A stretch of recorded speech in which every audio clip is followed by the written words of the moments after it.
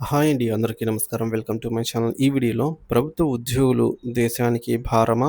అసలు నిజానిజాలు దాగి ఉన్న అజెండాలు ఏంటనేది పూర్తిగా ఈ వీడియోలో తెలుసుకుందాము. సో, వీడియోని ఎక్కడ గాని స్కిప్ చేయకుండా ఎండ్ వరకు చూసేయండి. అప్పుడే ఇన్ఫర్మేషన్ పూర్తిగా అర్థమవుతుంది. వీడియో చూస్తున్న ప్రతి ఒక్కరు వీడియోకి లైక్ చేయండి ఫ్రెండ్స్. ఈ వీడియోని తోటి పెన్షన్ మిత్రులతో అయితే షేర్ చేయండి. కొత్తగా మన ఛానల్ చూస్తున్నారు ఇంకా ఎవరైనా సబ్స్క్రైబ్ చేసుకున్నట్లయితే వెంటనే మన ఛానల్‌ని సబ్స్క్రైబ్ చేసుకోండి. దీని ద్వారా నేను చేసే లేటెస్ట్ వీడియోస్ అన్నీ మీ వరకు రీచ్ అవుతాయి. ఇక ఆలస్యం చేయకుండా వివరాల్లోకైతే వెళ్ళిపోదాము.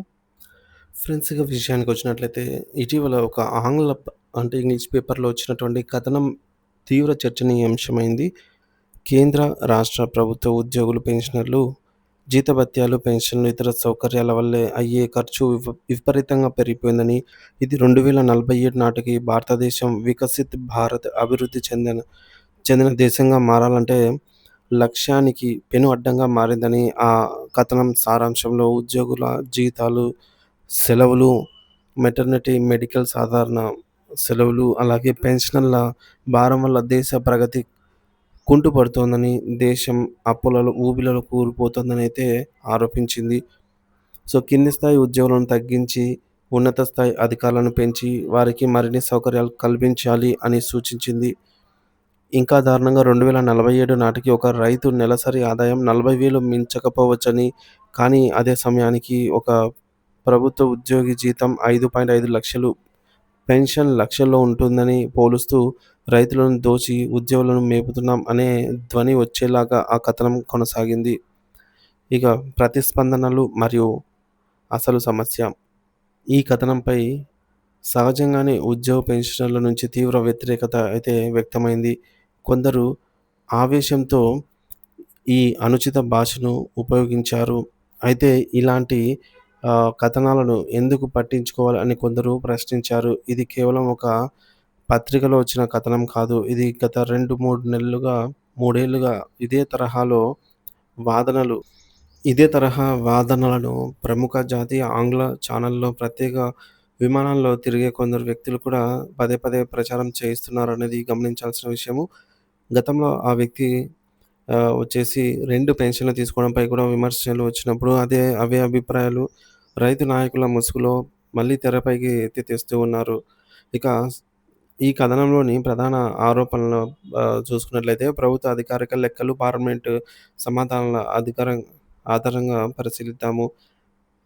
సో, ఒక బడ్జెట్ వాటా ఎంత, వాస్తవం ఎంత అనేది చూసుకున్నట్లయితే, ఈ కథనం ఆరోపించినట్టుగా అంటే ఆంగ్ల మీడియా పేపర్‌లో వచ్చినట్టుగా ఉద్యోగుల జీతభత్యాలు, పెన్షన్లు ఖర్చు దేశం బడ్జెట్‌లో 40-50% ఏం లేదు.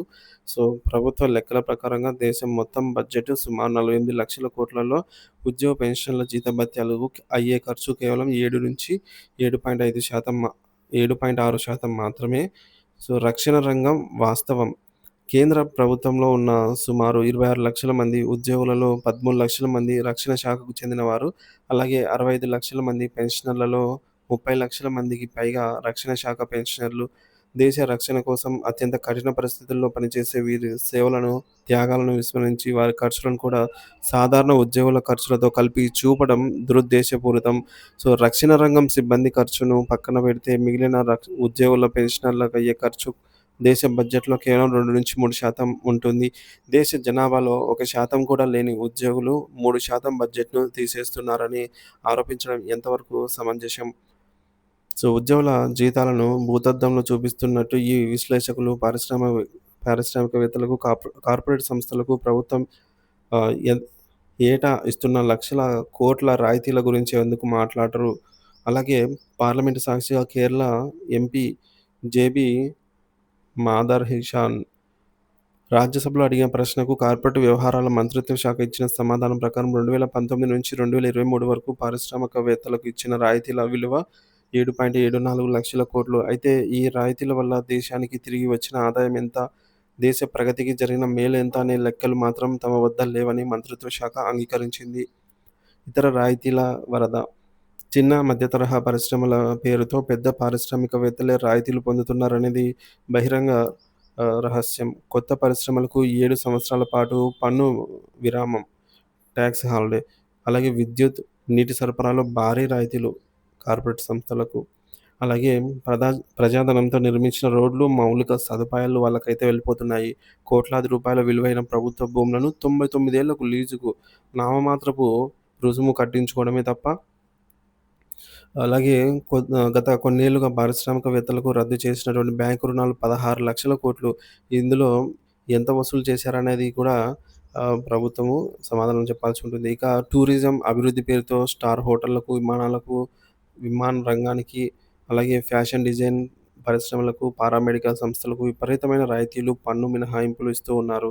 ఒక టెలికాం కంపెనీలకే పెట్టుబడి పేరుతో 30,000 కోట్ల స్పెక్ట్రమ్‌ను దాచుకొని నెల తిరిగేలోపు మరొక పెద్ద సంస్థకు అమ్మివేసిన ఉదంతాలు ఎన్నో చూస్తున్నాము. ఈ లక్షల కోట్ల రాయితీల వల్ల దేశానికి ఎంత మేలు జరుగుతుందో లెక్కలు చెప్పకుండా కేవలం 2-3% బడ్జెట్ వాటా ఉన్న ఉద్యోగులను విలన్లుగా చిత్రీకరించడం ఎంతవరకు న్యాయం? రైతులతో పోలిక, కుట్రపూరిత ఎత్తుగడ. దేశ జనాభాలో 40% ఉన్నటువంటి రైతులకు బడ్జెట్‌లో కేటాయిస్తున్నది కేవలం 2.6% అని చెప్తూ, 1% లోపు ఉన్న ఉద్యోగులకు అంత ఖర్చు పెట్టడం ఏంటని ప్రశ్నిస్తూ ఉన్నారు. మరి 1% కంటే తక్కువ ఉన్న పారిశ్రామికవేత్తలకు లక్షల కోట్ల రాయితీలు ఇవ్వడం పై ఎందుకని ప్రశ్నించరు? రైతులకు ఇచ్చే రాయితీలను, ఉద్యోగులకు ఇచ్చే జీతాలను పోల్చినప్పుడు పారిశ్రామికవేత్తలకు ఇచ్చే రాయితీలను కూడా రైతులతో పోల్చాలి కదా! రైతులకు ఇచ్చే రాయితీల వల్ల దేశానికి ఆహార భద్రత లభిస్తే, పారిశ్రామికవేత్తలకు ఇచ్చే రాయితీల వల్ల వారి ఆస్తులు పెరగడం తప్ప సామాన్యుడికి, దేశానికి జరిగిందేమిటి? షెడ్యూల్ 6 ప్రకారంగా ఏటా 4-5 కోట్ల పారిశ్రామికవేత్తలకు లక్షల కోట్లు రాయితీలైతే ఇస్తూ ఉన్నారు. 4, 5 లక్షల కోట్లు అని జెప్పేసి ఇవన్నీ కూడా మీడియా కథనంలో ప్రచారం అయితే ఆహ్, ప్రస్తావించటం లేదు. ఎందుకు? ఇంకా టమోటా ధర విషయానికొచ్చినట్లయితే రూపాయికి పడిపోయినప్పుడు రైతు నాయకులు ఎందుకు మార్కెట్ యార్డ్‌ల వద్ద పోరాడరు? రైతుల సమస్యలపై కూడా ఢిల్లీలో ఏడాదిన్నర పాటు జరిగిన ఉద్యమంలో కనిపించని మీరు ఇప్పుడు ఉద్యోగులపై విషం చిమ్ముతున్న దానికి ఎందుకు ముందుకొస్తూ ఉన్నారు? అని చెప్పి క్వెషన్ చేయడం జరిగింది. ఇక ఉద్యోగుల పనితీరు వాస్తవాలు. తక్కువ పనితీరు, ఎక్కువ ఉద్యోగ భద్రత అనేది ప్రభుత్వ ఉద్యోగులపై తరచూ వేసే ముద్ర. కానీ ఒక రాష్ట్ర ప్రభుత్వం అందించే 650 రకాల సేవలను క్షేత్రస్థాయిలో ప్రజలకు చేరవేసేది ఈ ఉద్యోగులే. విద్య, వైద్యం, రెవెన్యూ, శాంతి భద్రతలు, సంక్షేమ పథకాల అమలు వంటి కీలకమైన బాధ్యతలను నిర్వహిస్తున్నది వీరే. 1947లో రాజ్యాంగంలో పొందుపరిచిన లివింగ్ వేజ్ కాన్సెప్ట్‌ను ప్రశ్నిస్తూ అసలు ఉద్యోగికి జీతం ఇవ్వాలా లేదా అనేది ప్రభుత్వం నిర్ణయిస్తుందని చట్టాలు మార్చుకోవడం, పెన్షన్‌లు రద్దు చేసి కాంట్రిబ్యూషరీ పెన్షన్ విధానాన్ని తేవడము, అలాగే ఈపీఎఫ్ పెన్షన్ కనీసం 10,000 రూపాయలకే పరిమితం చేయడం వంటి చర్యల ద్వారా ఇప్పటికే ఉద్యోగుల ప్రయోజనాలను దెబ్బతీశారు. సుప్రీంకోర్టు తీర్పులను సైతం పక్కన పెట్టి చట్టాలు చేస్తూ ఉన్నారు. సో, ఇందులో దాగి ఉన్న అజెండా ఏంటి? ప్రైవేటీకరణ విషయానికొచ్చినట్లయితే కింది స్థాయి ఉద్యోగులను తగ్గించడం, పై స్థాయి వారిని పెంచడం అనే సూచన వెనుక ఒక స్పష్టమైన అజెండా ఉంది.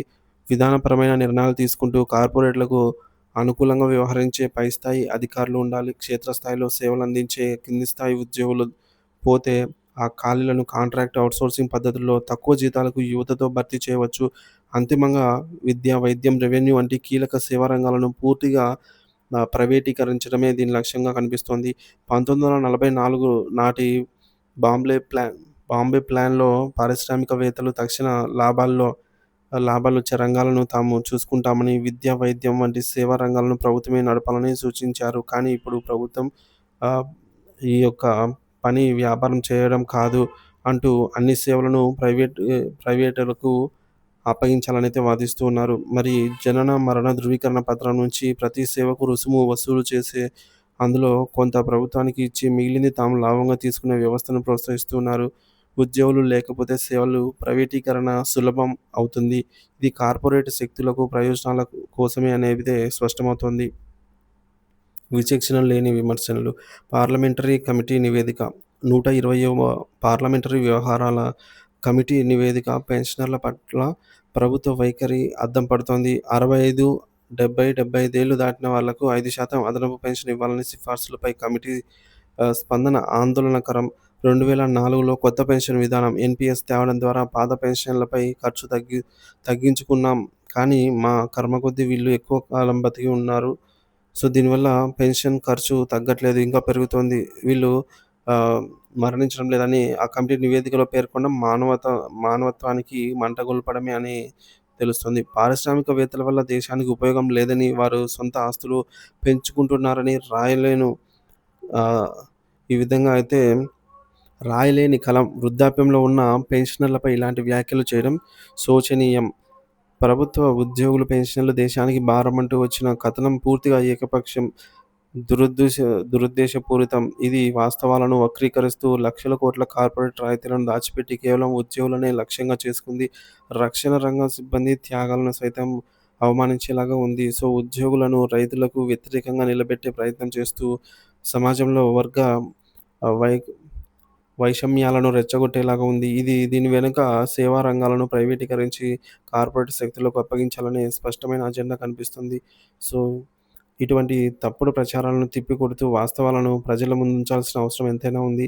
దేశ ప్రగతికి ఉద్యోగులు, రైతులు, పారిశ్రామికవేత్తలు అందరూ కలిసి కీలకమే. కానీ కొందరిని విలన్లుగా చిత్రీకరించే మరికొందరిని అయాచిత లబ్ధి చేకూర్చే ప్రయత్నాలు సహించకూడనిది.